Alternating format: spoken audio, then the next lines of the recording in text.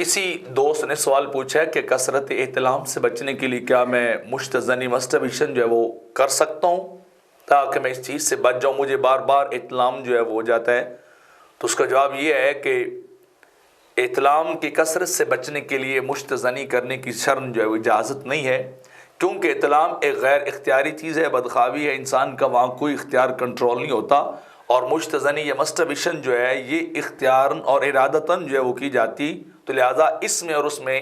بہت زیادہ فرق ہے۔ تو یہ نہیں بندہ عذر پیش کر سکتا کہ دیکھیں جی مجھے تو چونکہ وہ بیماری ہے تو میں اس سے بچنے کے لیے یہ کر رہا ہوں، تو اس کے لیے آپ کسی اچھے ڈاکٹر، کسی اچھے حکیم اور طبیب کے پاس جا کر اس کا علاج کروا سکتے ہیں، اور علاج موجود بھی ہے۔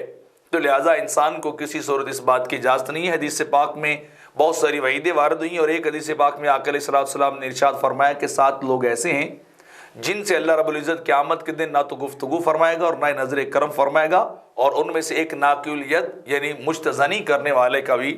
جب وہ بیان کیا گیا ہے۔ تو لہٰذا یہ انسان جو ہے وہ اس طرح کو کوئی عذر پیش کر کے اپنے آپ کو نہیں کر سکتا۔ ہاں آپ نکاح جلد سے جلد کوشش کر لیں، نہ جائے دنیاوی رسم و رواج کی طرف، نہ ساز و سامان کی طرف جائیں، سادگی کے ساتھ سنت کے مطابق نکاح کر لیں تو آپ گناہ سے بچ جائیں گے، اور آپ کی زندگی بھی درست ہو جائے گی، اور آپ کی صحت بھی درست ہوگی، اور آپ اللہ کی ناراضگی سے بھی جو ہے وہ محفوظ رہیں گے۔